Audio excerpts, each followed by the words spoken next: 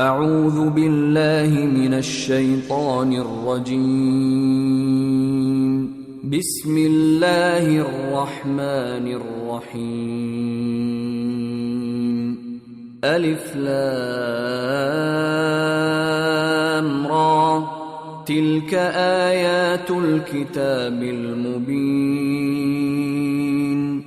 إنا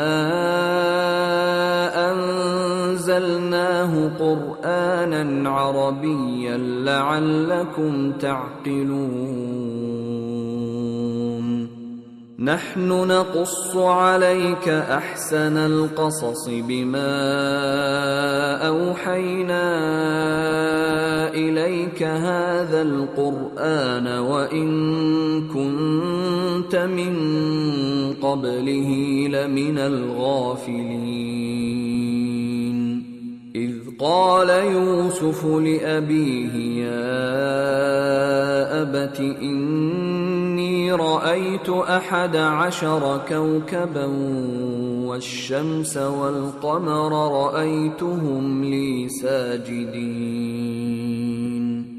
قال يا بني لا تقصص رؤياك على إخوتك فيكيدوا لك كيدا، إن الشيطان للإنسان عدو مبين.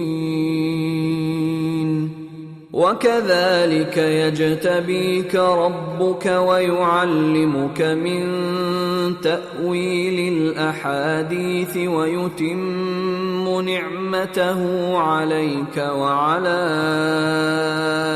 آل يعقوب كما أتمها على أبويك من قبل إبراهيم وإسحاق،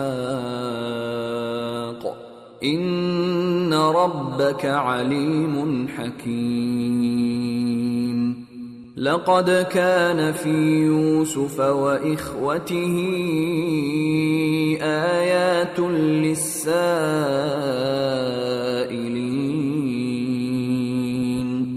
إذ قالوا ليوسف وأخوه أحب إلى أبينا منا ونحن عصبة إن أبانا لفي ضلال مبين. اقتلوا يوسف أو اطرحوه أرضا يخل لكم وجه أبيكم وتكونوا من بعده قوما صالحين. قال قائل منهم لا تقتلوا يوسف وألقوه في غيابة الجب يلتقطه بعض السيارة إن كنتم فاعلين. قالوا يا أبانا ما لك لا تأمنا على يوسف وإنا له لناصحون. أرسله معنا غدا يرتع ويلعب وإنا له لحافظون. قال إني ليحزنني أن تذهبوا به وأخاف أن يأكله الذئب وأنتم عنه غافلون. قالوا لئن أكله الذئب ونحن عصبة إنا إذا لخاسرون. فلما ذهبوا به وأجمعوا أن يجعلوه في غيابة الجب وأوحينا إليه لتنبئنهم بأمرهم هذا وهم لا يشعرون وجاءوا أباهم عشاء يبكون قالوا يا أبانا إنا ذهبنا نستبق وتركنا يوسف عند متاعنا فأكله الذئب وما أنت بمؤمن لنا ولو كنا صادقين وجاءوا على قميصه بدم كذب قال بل سولت لكم أنفسكم أمرا فصبر جميل والله المستعان على ما تصفون وجاءت سيارة فأرسلوا واردهم فأدلى دلوه قال يا بشرى هذا غلام وأسروه بضاعة والله عليم بما يعملون وشروه بثمن بخس دراهم معدودة وكانوا فيه من الزاهدين وقال الذي اشتراه من مصر لامرأته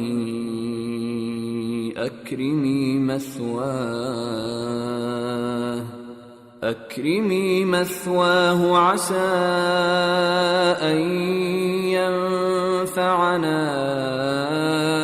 أو نتخذه ولدا وكذلك مكنا ليوسف في الأرض ولنعلمه من تأويل الأحاديث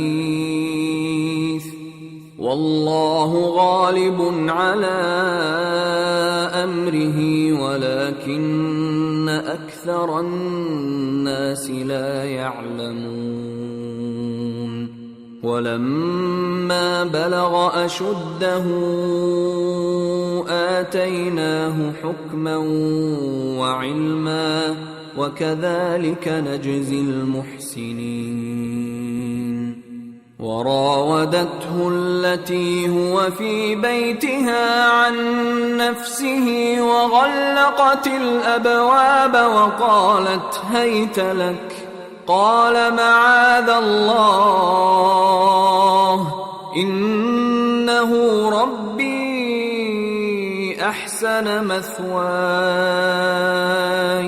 إنه لا يفلح الظالمون ولقد همت به وهم بها لولا أن رأى برهان ربه كذلك لنصرف عنه السوء والفحشاء إنه من عبادنا المخلصين واستبق الباب وقدت قميصه من دبر وألف يا سيدها لدى الباب قالت ما جزاء من أراد بأهلك سوءا إلا أن يسجن أو عذاب أليم قال هي راودتني عن نفسي وشهد شاهد من أهلها إن كان قميصه قد من قبل فصدقت وهو من الكاذبين وإن كان قميصه قد من دبر فكذبت وهو من الصادقين فلما رأى قميصه قد من دبر قال إنه من كيدكن إن كيدكن عظيم يوسف أعرض عن هذا واستغفري لذنبك إنك كنت من الخاطئين. وقال نسوة في المدينة امرأة العزيز تراود فتاها عن نفسه قد شغفها حبا إنا لنراها في ضلال مبين. فلما سمعت بمكرهن أرسلت إليهن وأعتدت لهن متكأ وآتت كل واحدة منهن سكينا وقالت اخرج عليهن. فلما رأينه أكبرنه وقطعن أيديهن وقلن حاش لله ما هذا بشرا إن هذا إلا ملك كريم. قالت فذلكن الذي لمتنني فيه ولقد راودته عن نفسه فاستعصم ولئن لم يفعل ما آمره ليسجنن وليكونن من الصاغرين. قال رب السجن أحب إلي مما يدعونني إليه وإلا تصرف عني كيدهن أصب إليهن وأكن من الجاهلين. فاستجاب له ربه فصرف عنه كيدهن إنه هو السميع العليم. ثم بدا لهم من بعد ما رأوا الآيات ليسجننه حتى حين. ودخل معه السجن فتيان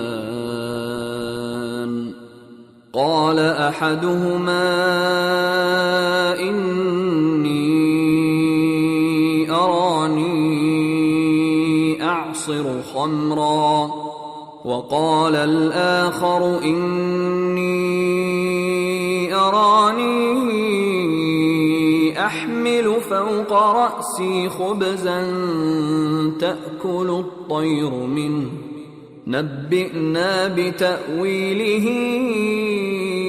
إنا نراك من المحسنين. قال لا يأتيكما طعام ترزقانه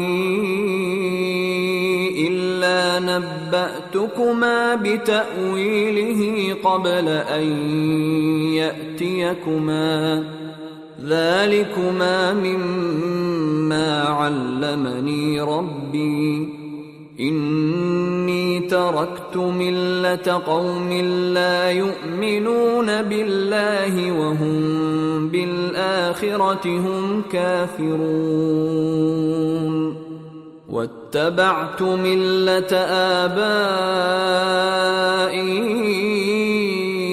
إبراهيم وإسحاق ويعقوب ما كان لنا أن نشرك بالله من شيء ذلك من فضل الله علينا وعلى الناس ولكن أكثر الناس لا يشكرون يا صاحبي السجن أأرباب متفرقون خير أم الله الواحد القهار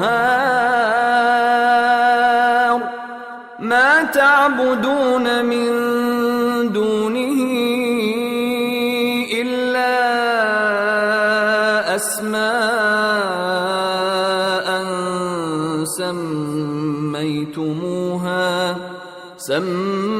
سميتموها أنتم وآباؤكم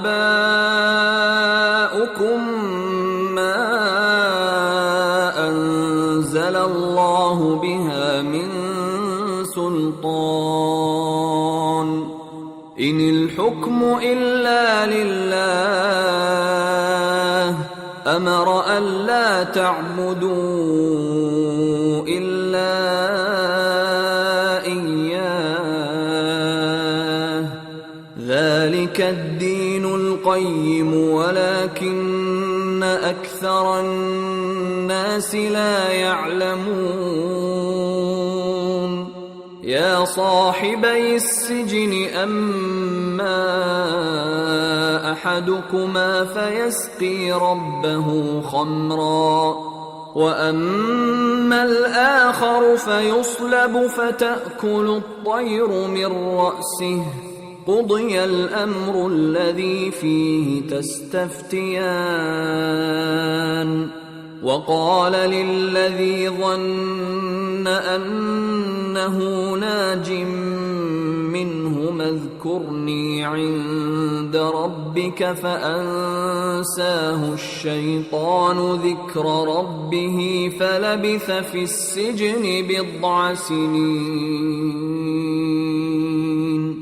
وقال الملك إني أرى 7 بقرات سمان يأكلهن 7 عجاف و7 سنبلات خضر وأخر يابسات يا أيها الملأ أفتوني في رؤياي إن كنتم للرؤيا تعبرون قالوا أضغاث أحلام وما نحن بتأويل الأحلام بعالمين وقال الذي نجا منهما وادكر بعد أمة أنا أنبئكم بتأويله فأرسلون يوسف أيها الصديق أفتنا في 7 بقرات سمان يأكلهن 7 عجاف و7 سنبلات خضر وأخر يابسات لعلي أرجع إلى الناس لعلهم يعلمون قال تزرعون 7 سنين دأبا فما حصدتم فذروه في سنبله إلا قليلا مما تأكلون ثم يأتي من بعد ذلك 7 شداد يأكلن ما قدمتم لهن إلا قليلا مما تحصنون ثم يأتي من بعد ذلك عام فيه يغاث الناس وفيه يعصرون وقال الملك ائتوني به فلما جاءه الرسول قال ارجع إلى ربك فاسأله ما بال النسوة اللاتي قطعن أيديهن إن ربي بكيدهن عليم. قال ما خطبكن إذ راوتن يوسف عن نفسه قلن حاش لله ما علمنا عليه من سوء. قالت امرأة العزيز الآن حصحص الحق أنا راودته عن نفسه وإنه لمن الصادقين. ذلك ليعلم أني لم أخنه بالغيب وأن الله لا يهدي كيد الخائنين.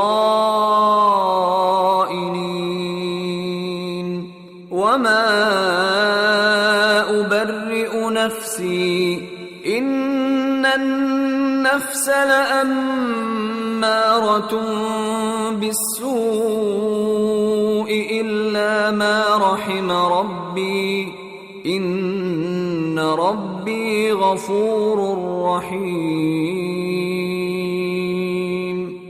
وقال الملك ائتوني به أستخلصه لنفسي فلما كلمه قال إنك اليوم لدينا مكين أمين. قال اجعلني على خزائن الأرض إني حفيظ عليم. وكذلك مكنا ليوسف في الأرض يتبوأ منها حيث يشاء نصيب برحمتنا من نشاء ولا نضيع أجر المحسنين. ولأجر الآخرة خير للذين آمنوا وكانوا يتقون. وجاء إخوة يوسف فدخلوا عليه فعرفهم وهم له منكرون. ولما جهزهم بجهازهم قال ائتوني بأخ لكم من أبيكم ألا ترون أني أوفي الكيل وأنا خير المنزلين. فإن لم تأتوني به فلا كيل لكم عندي ولا تقربون. قالوا سنراود عنه أباه وإنا لفاعلون. وقال لفتيانه جعلوا بضاعتهم في رحالهم لعلهم يعرفونها إذا انقلبوا إلى أهلهم لعلهم يرجعون.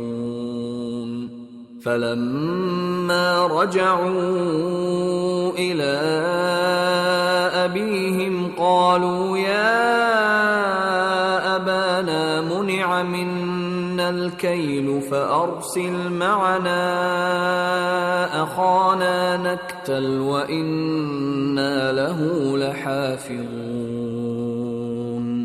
قال هل آمنكم عليه إلا كما أمنتكم على أخيه من قبل فالله خير حافظا وهو أرحم الراحمين.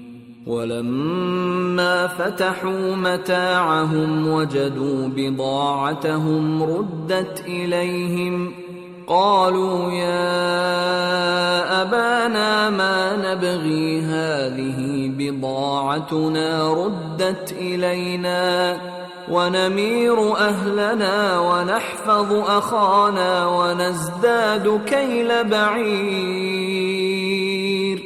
ذلك كيل يسير. قال لن أرسله معكم حتى تؤتون موثقا من الله لتأتونني به إلا أن يحاط بكم. فلما آتوه موثقهم قال الله على ما نقول وكيل. وقال يا بني لا تدخلوا من باب واحد وادخلوا من أبواب متفرقة وما أغني عنكم من الله من شيء إن الحكم إلا لله عليه توكلت وعليه فليتوكل المتوكلون. ولما دخلوا من حيث أمرهم أبوهم ما كان يغني عنهم من الله من شيء إلا حاجة في نفس يعقوب قضاها وإنه لذو علم لما علمناه ولكن أكثر الناس لا يعلمون. ولما دخلوا على يوسف آوى إليه أخاه قال إني أنا أخوك فلا تبتئس بما كانوا يعملون. فلما جهزهم بجهازهم جعل السقاية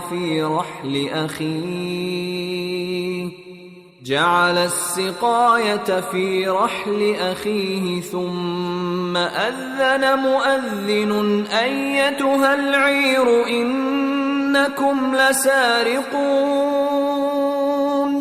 قالوا وأقبلوا عليهم ماذا تفقدون؟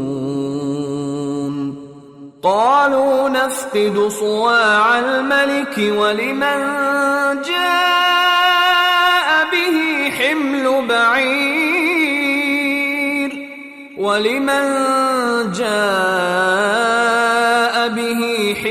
بعير وأنا به زعيم. قالوا تالله لقد علمتم ما جئنا لنفسد في الأرض وما كنا سارقين. قالوا فما جزاؤه إن كنتم كاذبين؟ قالوا جزاؤه من وجد في رحله فهو جزاؤه كذلك نجزي الظالمين. فبدأ بأوعيتهم قبل وعاء أخيه ثم استخرجها من وعاء أخيه كذلك كدنا ليوسف ما كان ليأخذ أخاه في دين الملك إلا أن يشاء الله نرفع درجات من نشاء وفوق كل ذي علم عليم. قالوا إن يسرق فقد سرق أخ له من قبل فأسرها يوسف في نفسه ولم يبدها لهم، قال أنتم شر مكانا والله أعلم بما تصفون. قالوا يا أيها العزيز إن له أبا شيخا كبيرا فخذ أحدنا مكانه إنا نراك من المحسنين. قال معاذ الله أن نأخذ إلا من وجدنا متاعنا عنده إنا إذا لظالمون. فلما استيئسوا منه خلصوا نجيا قال كبيرهم ألم تعلموا أن أباكم قد أخذ عليكم موثقا من الله ومن قبل ما فرطتم في يوسف فلن أبرح الأرض حتى يأذن لي أبي أو يحكم الله لي وهو خير الحاكمين. ارجعوا إلى أبيكم فقولوا يا أبانا إن ابنك سرق وما شهدنا إلا بما علمنا وما كنا للغيب حافظين. واسأل القرية التي كنا فيها والعير التي أقبلنا فيها وإنا لصادقون. قال بل سولت لكم أنفسكم أمرا فصبر جميل عسى الله أن يأتيني بهم جميعا إنه هو العليم الحكيم. وتولى عنهم وقال يا أسفا على يوسف وابيضت عيناه من الحزن فهو كظيم. قالوا تالله تفتأ تذكر يوسف حتى تكون حرضا أو تكون من الهالكين. قال إنما أشكو بثي وحزني إلى الله وأعلم من الله ما لا تعلمون. يا بني يذهبوا فتحسسوا من يوسف وأخيه ولا تيأسوا من روح الله إنه لا ييأس من روح الله إلا القوم الكافرون. فلما دخلوا عليه قالوا يا أيها العزيز مسنا وأهلنا الضر وجئنا ببضاعة مزجاة فأوف لنا الكيل وتصدق علينا إن الله يجزي المتصدقين. قال هل علمتم ما فعلتم بيوسف وأخيه إذ أنتم جاهلون؟ قالوا أئنك لأنت يوسف؟ قال أنا يوسف وهذا أخي قد من الله علينا إنه من يتق ويصبر فإن الله لا يضيع أجر المحسنين. قالوا تالله لقد آثرك الله علينا وإن كنا لخاطئين. قال لا تثريب عليكم اليوم يغفر الله لكم وهو أرحم الراحمين. اذهبوا بقميصي هذا فألقوه على وجه أبي يأت بصيرا وأتوني بأهلكم أجمعين. ولما فصلت العير قال أبوهم إني لأجد ريح يوسف لولا أن تفندون. قالوا تالله إنك لفي ضلالك القديم.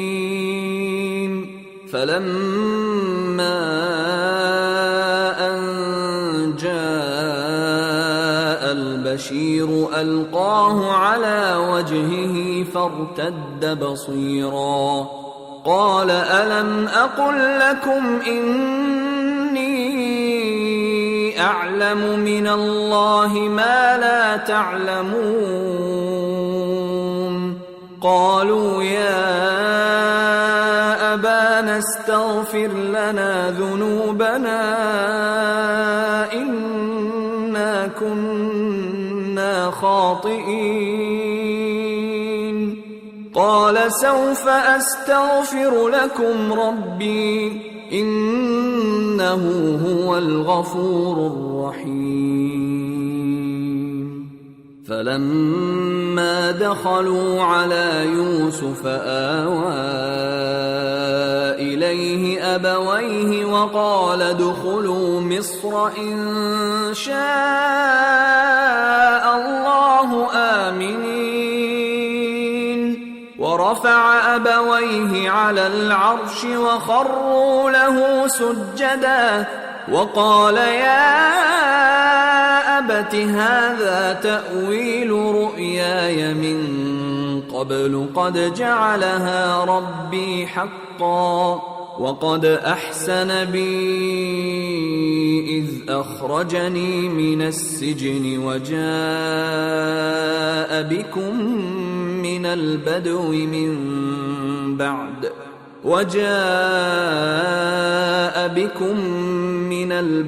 من بعد أن نزغ الشيطان بيني وبين إخوتي إن ربي لطيف لما يشاء إنه هو العليم الحكيم. رب قد آتيتني من الملك وعلمتني من تأويل الأحاديث فاطر السماوات والأرض أنت وليي في الدنيا والآخرة توفني مسلما وألحقني بالصالحين. ذلك من أنباء الغيب نوحيه إليك وما كنت لديهم إذ أجمعوا أمرهم وهم يمكرون. وما أكثر الناس ولو حرصت بمؤمنين وما تسألهم عليه من أجر إن هو إلا ذكر للعالمين. وكأين من آية في السماوات والأرض يمرون عليها وهم عنها معرضون وما يؤمن أكثرهم بالله إلا وهم مشركون. أفأمنوا أن تأتيهم غاشية من عذاب الله أو تأتيهم الساعة بغتة وهم لا يشعرون قل هذه سبيلي أدعو إلى الله على بصيرة أنا ومن اتبعني وسبحان الله وما أنا من المشركين وما أرسلنا من قبلك إلا رجالا نوحي إليهم من أهل القرى أفلم يسيروا في الأرض فينظروا كيف كان عاقبة الذين من قبلهم ولدار الآخرة خير للذين اتقوا أفلا تعقلون حتى إذا استيأس الرسل وظنوا أنهم قد كذبوا جاءهم نصرنا فنجي من نشاء ولا يرد بأسنا عن القوم المجرمين لقد كان في قصصهم عبرة لأولي الألباب ما كان حديثا يفترى ولكن تصديق الذي بين يديه وتفصيل كل شيء وهدى ورحمة لقوم يؤمنون